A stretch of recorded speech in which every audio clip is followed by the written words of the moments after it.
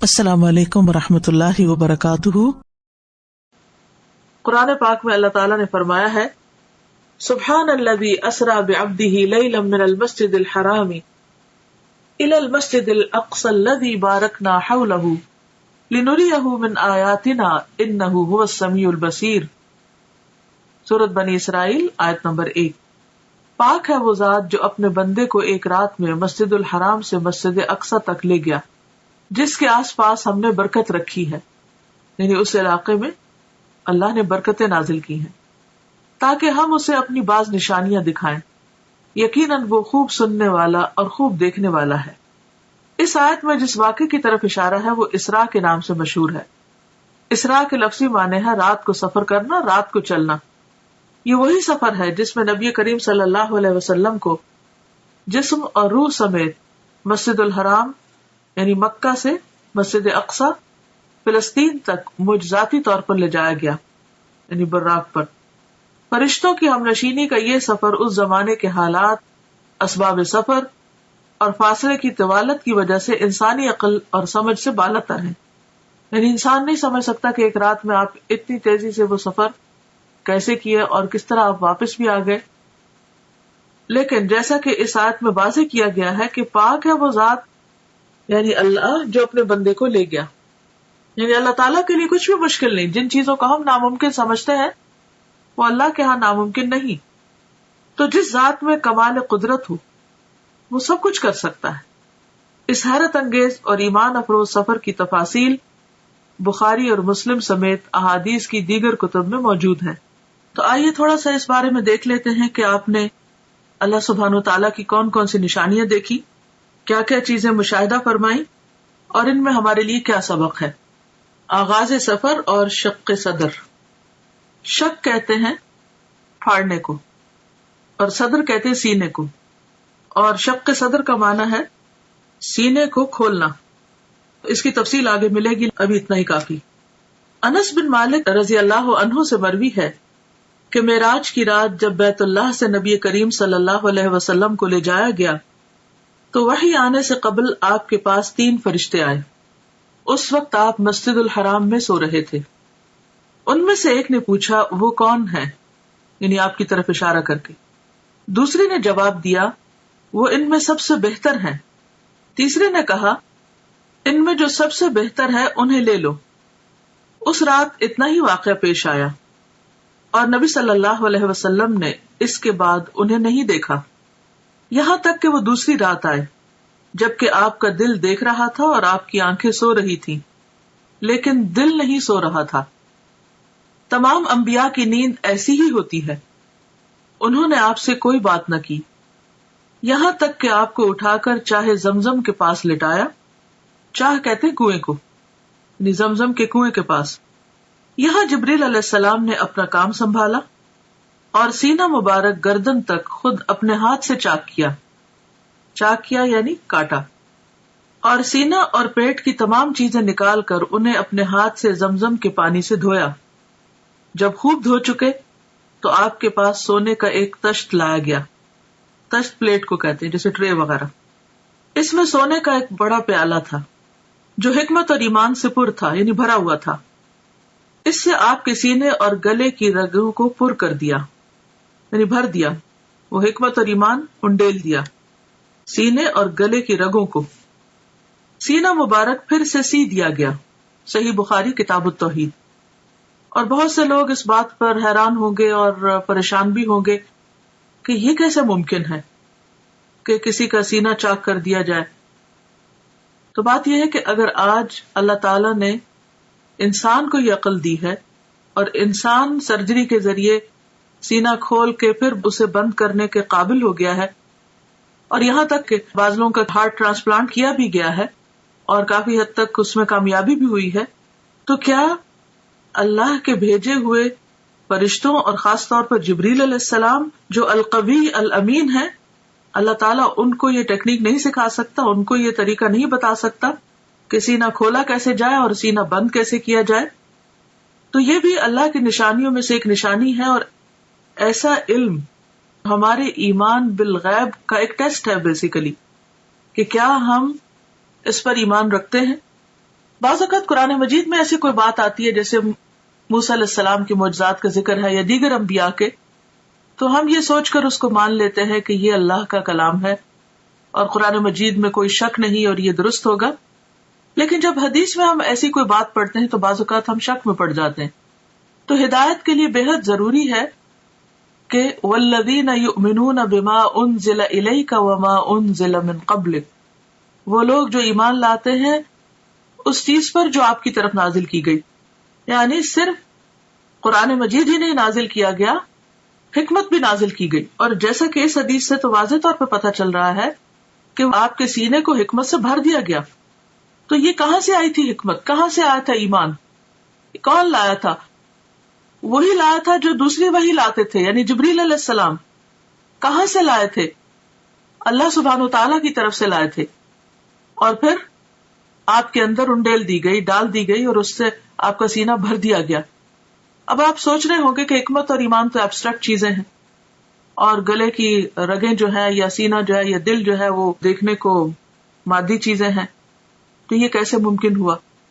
تو آپ دیکھیے کہ جیسے روح غیر مادی ہے اور ہمارا جسم مادی ہے.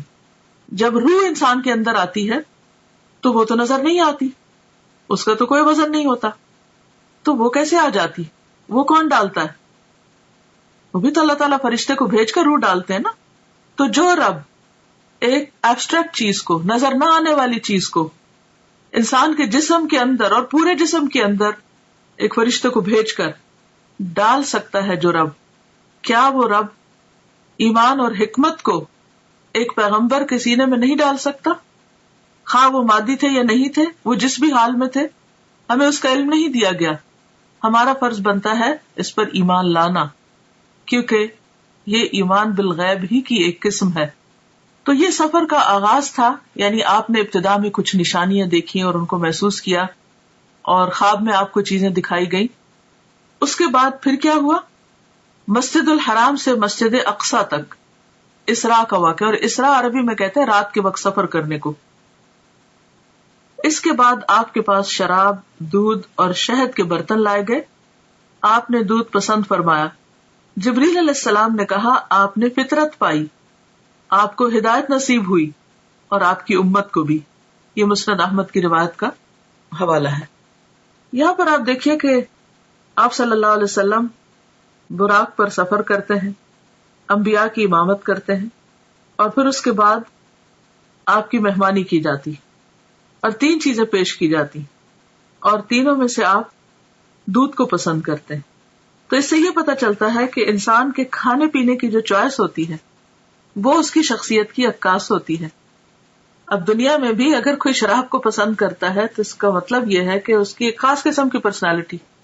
دودھ کو پسند کرنے والے شہد کو پسند کرنا، تو ہر انسان اپنے اپنے مزاج کے مطابق چیزوں کا انتخاب کرتا ہے. اور پھر بعض لوگوں کا انتخاب صرف ان کی اپنی ذات تک نہیں، ان کے خاندان اور پھر خاندان سے آگے بھی لوگوں کو متاثر کرتا ہے. تو خاص طور پر جو لوگ دین کا کام کرنے والے ہیں ان کے لیے بے حد ضروری ہے کہ وہ انبیاء کی سنت کو فالو کریں اپنے کھانے پینے کی چوائس میں بھی. مسجد اقصی سے آسمانوں کی طرف معراج.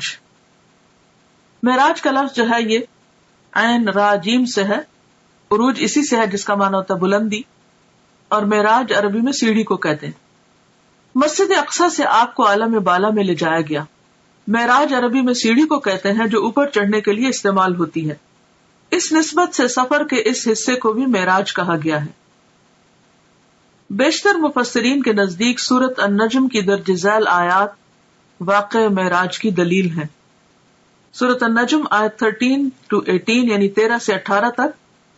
وَلَقَدْ رَآهُ نَزْلَةً أُخْرَى عِنْدَ سِدْرَةِ الْمُنْتَهَى عِنْدَهَا جَنَّةُ الْمَأْوَى إِذْ يَغْشَى السِّدْرَةَ مَا يَغْشَى مَا زَاغَ الْبَصَرُ وَمَا طَغَى لَقَدْ رَأَى مِنْ آيَاتِ رَبِّهِ الْكُبْرَى. اور ایک مرتبہ پھر اس نے سدرۃ المنتہا کے پاس اس کو اترتے دیکھا. کس نے کس کو دیکھا؟ محمد صلی اللہ علیہ وسلم نے جبریل علیہ السلام کو دیکھا. اس کا مطلب یہ کہ آپ سدرۃ المنتہا تک تشریف لے گئے جہاں پاس ہی جنت المأوا ہے. سدرہ کہتے ہیں بیری کے درخت کو. اس وقت سدرہ پر چھا رہا تھا جو کچھ چھا رہا تھا، یعنی نور وغیرہ، اس کی وضاحت یہاں نہیں کی گئی لیکن مراد یہی ہے. نہ نگاہ چندھیائی نہ حد سے متجاوز ہوئی، یعنی نہ نگاہ چندھیائی. چندھیائی کا مطلب یہ ہے کہ جب ہم مثلا سورج کی طرف دیکھتے ہیں تو ہماری آنکھیں کیسے ہو جاتی ہیں، ایک دم ہم سکویز کرنے لگتے ہیں آنکھوں کو، یہ چندھیانا ہوتا ہے، یعنی پوری طرح آنکھ کھول کے نہ دیکھنا. تو نہ نگاہ چندھیائی نہ حد سے متجاوز ہوئی، یعنی جہاں تک دیکھنے کا حکم تھا وہی تک ٹھہری رہی، اس سے آگے نہیں گئی. اور اس نے یعنی محمد صلی اللہ علیہ وسلم نے اپنے رب کی بڑی بڑی نشانیاں دیکھی. تو یہ آیات اس بات پر دلیل ہے کہ آپ صلی اللہ علیہ وسلم اس رات صرف مسجد اقصی تک نہیں بلکہ آسمانوں پر تشریف لے گئے، اور صرف آسمانوں تک نہیں سدرۃ المنتہا تک گئے، اور وہاں تک تشریف لے گئے جہاں نہ کوئی انسان گیا، نہ کوئی جن اور نہ کوئی فرشتہ. مندرجہ بالا آیات میں نبی کریم صلی اللہ علیہ وسلم کے آسمانوں کی طرف جانے اور سدرۃ المنتہا اور اس کے آس پاس کی چیزوں کو دیکھنے کا ثبوت ملتا ہے. سفر آسمان. مسجد اقصی میں تمام انبیاء کی امامت کے بعد سواری کے لیے براق پیش کیا گیا. آپ دوبارہ اس پر سوار ہو کر پہلے آسمان تک گئے. جبریل علیہ السلام نے آسمان کا دروازہ کھلوایا. فرشتوں کی طرف سے پوچھا گیا کون ہے؟ جبریل علیہ السلام نے فرمایا میں جبریل ہوں. پوچھا گیا ساتھ کون ہے؟ بتایا گیا محمد صلی اللہ علیہ وسلم ہے. پوچھا گیا ان کو پیغام الہی دے کر بھیجا گیا ہے؟ جبریل علیہ السلام نے کہا ہاں. تب اندر والے فرشتے نے سن کر کہا مرحبا، آپ بہت اچھے آئے. آپ فرماتے ہیں میں وہاں پہنچا تو آدم موجود تھے علیہ السلام.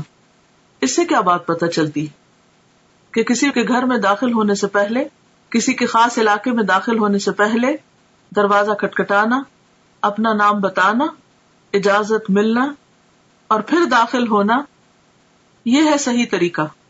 اور اس وقت آپ دیکھیے کہ آسمان کے جو فرشتے ہیں وہ صرف یہ سن کر نہیں دروازہ کھول دیتے کہ جبریل موجود ہے، حالانکہ جبریل علیہ السلام کی قدردانی آسمانوں میں بھی اور زمین پر بھی.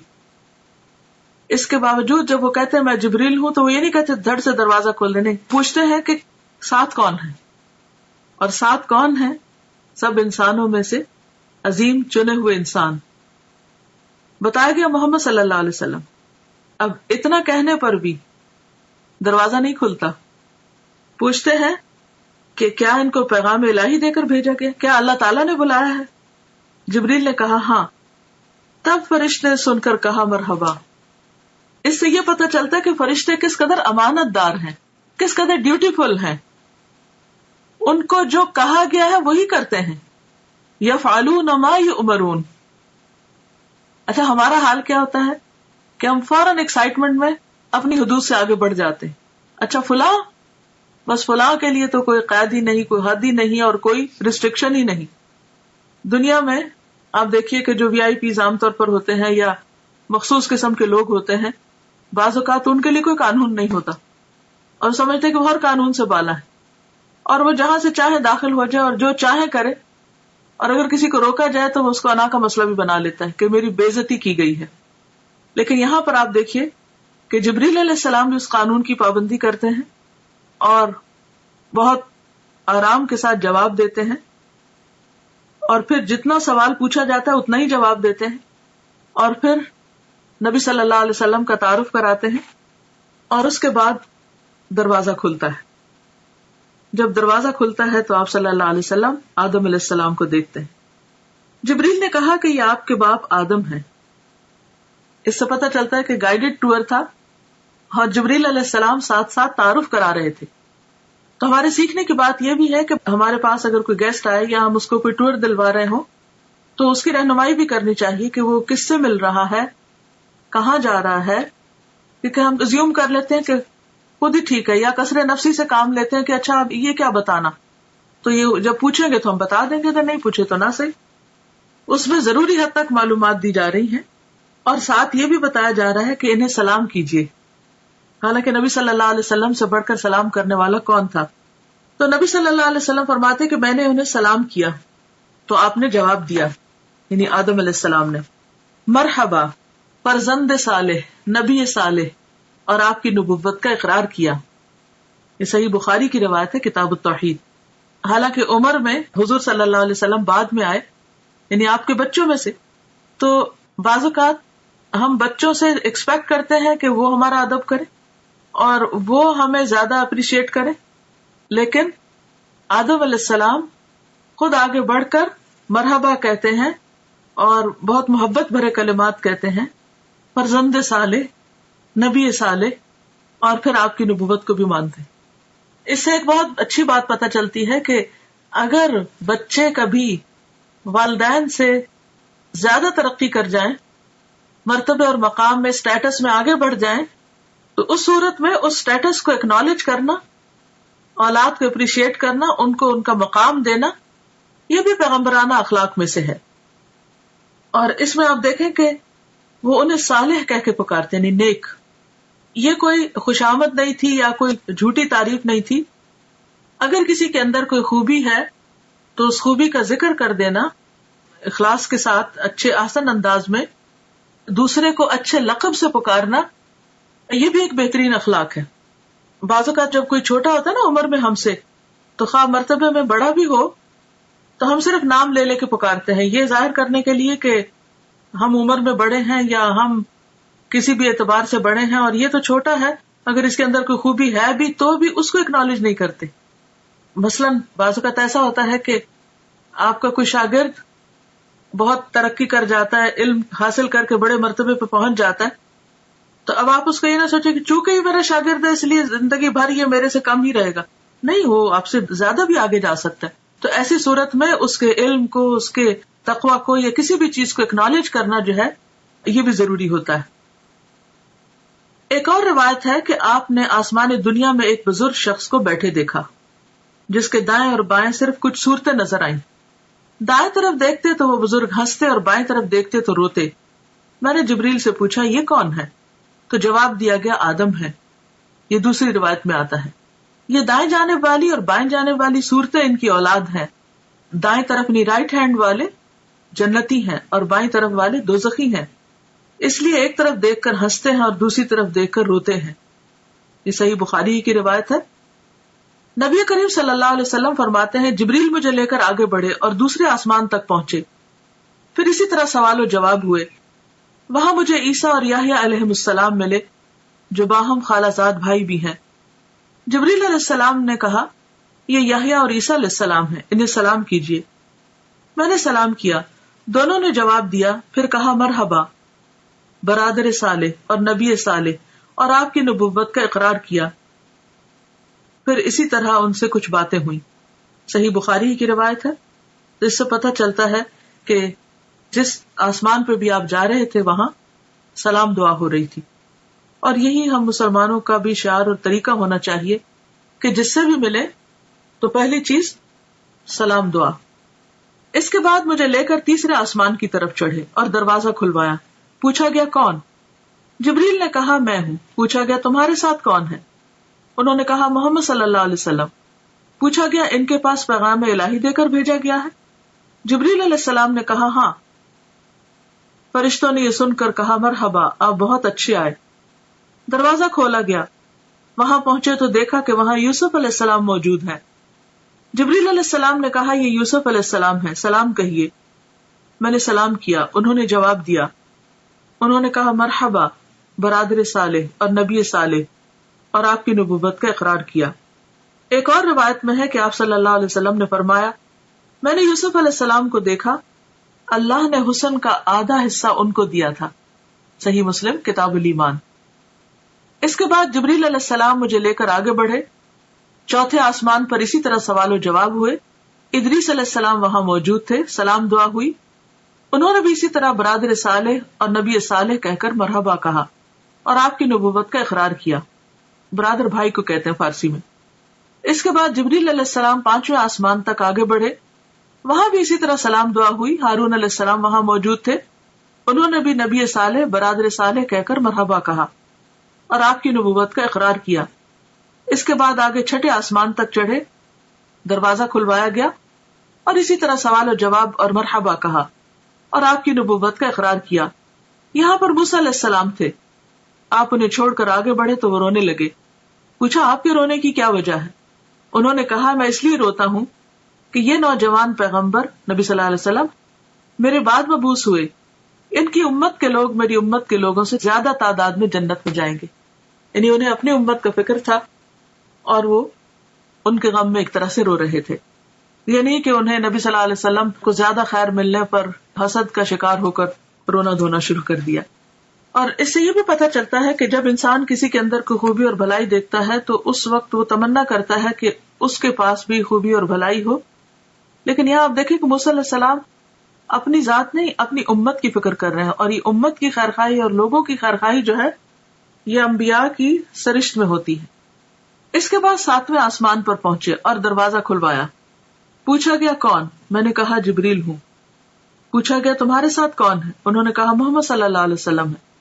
پوچھا گیا ان کے پاس پیغام الہی دے کر بھیجا گیا؟ اس سے پتہ چلتا ہے کہ ہر آسمان کے فرشتے نے ایسا ہی کیا. جبریل علیہ السلام نے کہا ہاں. فرشتوں نے یہ سن کر کہا مرحبا، آپ بہت اچھے آئے. جب میں وہاں پہنچا تو ابراہیم علیہ السلام کو موجود پایا. جبریل علیہ السلام نے کہا یہ آپ کے جد امجد ابراہیم علیہ السلام ہیں، انہیں سلام کہیے. میں نے انہیں سلام کیا. انہوں نے جواب دیا اور فرمایا مرحبا، فرزند صالح، نبی صالح، اور بیٹا کہہ کر پکارا. آپ کی نبوت کا اقرار کیا. وہاں ابراہیم علیہ السلام بیت المعمور کے ساتھ ٹیک لگا کر بیٹھے ہوئے تھے. یعنی گویا دنیا میں جو ان کا خاص بہترین عمل تھا اس کی جزا کے طور پر اللہ تعالیٰ نے ان کو وہاں بھی گھر عطا کیا. سیدنا ابن عباس سے مروی ہے کہ آپ ایک ایسے مقام پر پہنچے جہاں پر جبریل علیہ السلام نے آپ کا ساتھ چھوڑ دیا. تو اس پر آپ نے فرمایا ایسے مقام پر کوئی دوست اپنے دوست کو نہیں چھوڑتا، آپ میرا ساتھ کیوں چھوڑ رہے ہیں؟ جبریل علیہ السلام نے فرمایا اگر میں اس مقام سے آگے بڑھوں تو نور سے جل جاؤں گا. سنن بہقی کی روایت ہے. اس کے بعد آپ کو سدرۃ المنتہا تک لے جایا گیا. اس کے بیر حجر کے مٹکوں کے برابر اور اس کے پتے ہاتھی کے کان کی طرح تھے. یعنی پتے بہت بڑے بڑے تھے اور بیر بھی بہت بڑے بڑے. اس پر سونے کے پتنگے چھا گئے اور اللہ کے حکم سے جو کچھ چھانا تھا چھا گیا. یہ حجر کے مٹکے جو ہے یہ علاقے کا نام ہے اور وہاں کے برتن شاید مشہور ہیں یا خاص سائز کے ہیں تو اس لیے ان سے تشبیہ دی گئی. اور اللہ کے حکم سے جو کچھ چھانا تھا چھا گیا. اس سے وہ سدرہ بیری کا درخت تبدیل ہو کر اتنا خوبصورت ہو گیا کہ اللہ کی کوئی مخلوق اس کا حسن بیان کرنے کی تاب نہیں رکھتی. آج بھی آپ دیکھیں کہ بعض لوگ درختوں کے آس پاس یا نیچے لائٹس لگا کر رکھتے ہیں. دن کے وقت تو درختوں کا اپنا ایک حسن ہوتا ہے، سورج کی روشنی میں بہت خوبصورت چمکتے ہوئے نظر آتے ہیں. لیکن رات کے وقت بعض اوقات درختوں کے اوپر لائٹیں لگائی ہوئی ہوتی ہیں یا بعض اوقات ان کے تنے کے بالکل نیچے زمین پر اس اینگل سے لائٹس لگائی جاتی ہیں کہ درختوں کا حسن دوبالا ہو. تو رات کے وقت بھی اگر آپ ان درختوں کو دیکھیں روشنی میں تو ان کا حسن اور طرح کا ہوتا ہے. تو یہاں پر یہ ہے کہ وہ جو بیری کا درخت تھا اس پر بھی خاص قسم کا نور اور روشنی اسے بے حد خوبصورت بنا رہی تھی. اس وقت اللہ تعالیٰ نے اپنے بندے کو وحی فرمائی اور آپ پر اور آپ کی امت پر 50 وقت کی نمازیں فرض کی. واپس آتے ہوئے موسیٰ علیہ السلام سے آپ کی ملاقات ہوئی تو دریافت کیا کہ آپ کو کیا حکم ملا. آپ نے جواب دیا ایک دن رات میں مجھ پر اور میری امت پر 50 نمازیں فرض کی گئی. موسیٰ علیہ السلام نے کہا آپ کی امت ایک دن رات میں 50 نمازیں نہ پڑھ سکے گی. میں بنی اسرائیل کا خوب تجربہ کر چکا ہوں. آپ کمی کی درخواست لے کر اپنے رب کے پاس جائیں. موسیٰ علیہ السلام کے فرمانے پر آپ اللہ کے پاس واپس گئے اور کمی کی درخواست کی. اللہ تعالیٰ نے آپ کی درخواست کو قبول فرما کر 10 نمازوں کی تخفیف فرمائی. اس کے بعد آپ موسیٰ علیہ السلام کے پاس آئے تو انہوں نے پوچھا کیا ہوا. آپ نے کہا کہ 10 نمازوں کی کمی کر دی گئی. یہ سن کر موسیٰ علیہ السلام نے فرمایا اب پھر واپس جائیے اور تخفیف یعنی کمی کی درخواست کیجیے. آپ واپس گئے اور اللہ تعالیٰ سے تخفیف کی درخواست کی. اللہ تعالیٰ نے اس کے بعد 10 نمازوں کی کمی کر دی. یوں آپ کی موسیٰ علیہ السلام اور اللہ تعالیٰ کے درمیان آمد و رفت جاری رہی، یعنی بیک اینڈ فورتھ آتے جاتے رہے یہاں تک کہ اللہ تعالیٰ نے 5 نمازیں کر دی. اس کے بعد آپ پھر واپس آئے تو موسیٰ علیہ السلام نے کہا جاؤ اور کمی کراؤ. آپ نے کہا اب مجھے شرم آتی ہے، جو اللہ تعالیٰ نے فرض کیا ہے اس پر راضی ہوں.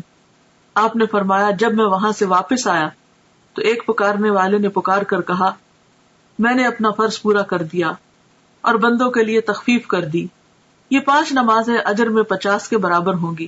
بخاری. اس سے ایک اور بات یہ بھی پتہ چلتی ہے کہ بعض اوقات کوئی حکم آتا ہے، کوئی پالیسی بنتی ہے یا کوئی ایسا قانون پاس ہوتا ہے جو عوام کے لیے بہت مشکل ہو سکتا ہے، تو جو بھی شخص یا جو بھی انسان یہ سمجھتا ہو کہ یہ لوگوں کے لیے بھاری ہوگا یا مشکل ہو، تو وہ ان کے حق میں سفارش کر کے بات کر سکتا ہے. یہاں پر آپ دیکھیے کہ نبی صلی اللہ علیہ وسلم اللہ تعالی کا حکم آنے کے بعد اس میں تخفیف کی درخواست کر رہے ہیں اور موسیٰ علیہ السلام سفارش کر رہے ہیں. تو اس سے ایک تو ہم موسیٰ علیہ السلام کے بہت مرہون منت ہیں کہ انہوں نے ہمارا بہت خیال کیا، ورنہ ہم جو 5 نہیں پڑھتے تو 50 کہاں پڑھتے، تو کس قدر مشکل ہوتی. اور پھر دوسری طرف یہ ہے کہ نبی صلی اللہ علیہ وسلم بھی اللہ سبحانہ تعالیٰ کے پاس جا کر بار بار عرض کرتے ہیں، اور اللہ سبحانہ تعالیٰ اپنے بندوں پر اس قدر مہربان ہے کہ 5 کرنے کے باوجود اجر 50 ہی کا رکھا. یہ ہے اس کی رحمت. دنیا میں کوئی بادشاہ ایسی عنایت نہیں کر سکتا کہ اگر کسی کو 50 گھنٹے کے لیے ہائر کیا ہے اور وہ 5 گھنٹے کام کرنا چاہے تو اجرت 50 گھنٹے کی دے. اس کے علاوہ چند اور مشاہدات دیگر کتب میں مذکور ہیں. سورۃ البقرہ کی آخری 2 آیات بھی عرش کے خزانے سے عطا کی گئیں، یعنی اسی موقع پر جب نمازوں کا حکم دیا گیا. نہر کوثر اور جنت کا مشاہدہ. سدرۃ المنتہا پر بہت سے عجائبات کا مشاہدہ کرنے کے بعد رسول اللہ صلی اللہ علیہ وسلم نے فرمایا، پھر مجھے جنت میں لے جایا گیا تو میں نے وہاں دیکھا کہ موتیوں کے قبے ہیں اور اس کی مٹی کستوری ہے.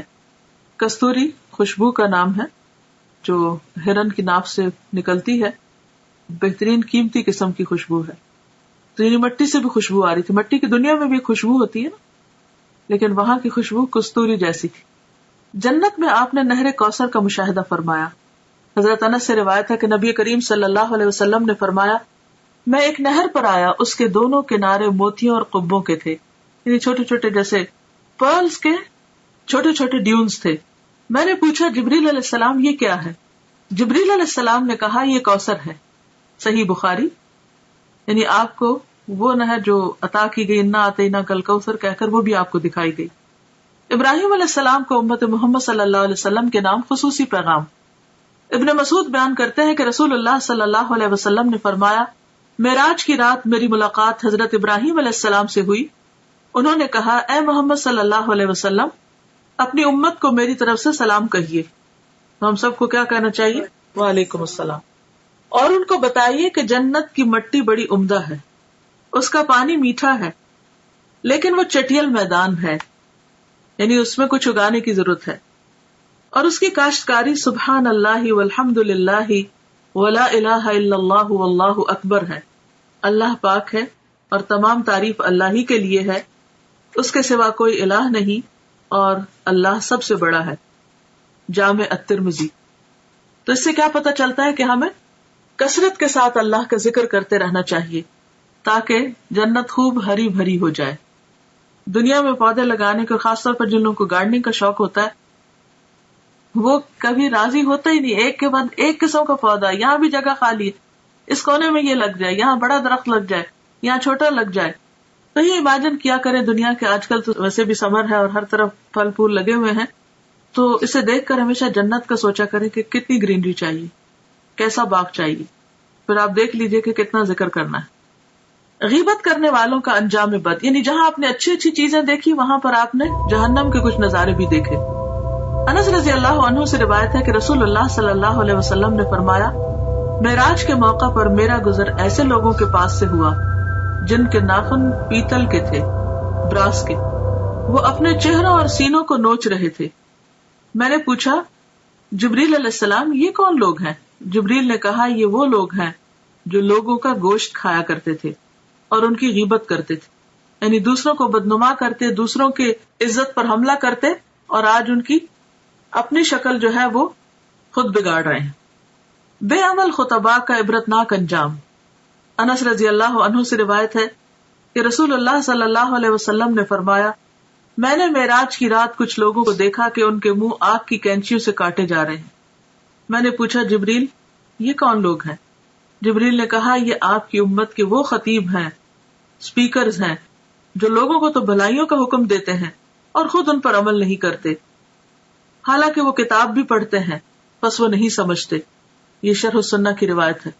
یعنی دوسروں کو نصیحت اور خود میاں فضیحت، اوروں کو نیکی کا حکم دینا اور خود اس پر عمل نہ کرنا، یہ بھی ایک بہت سیریس میٹر ہے.